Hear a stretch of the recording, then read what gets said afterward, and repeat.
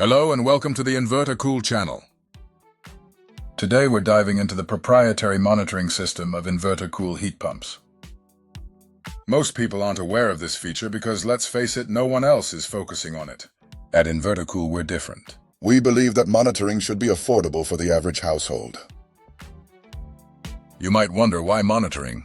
Let me illustrate. Imagine you're on vacation and return home to find your system has stopped working. The temperatures went out of the normal range, causing excess humidity, mold risk, or even burst pipes. What if your contractor received an email detailing the issue before the system failed?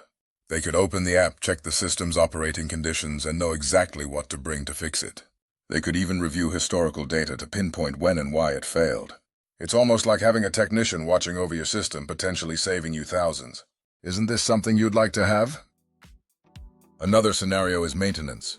Proper maintenance visits typically take 45 minutes to an hour, including pressure, temperature, and electrical consumption readings.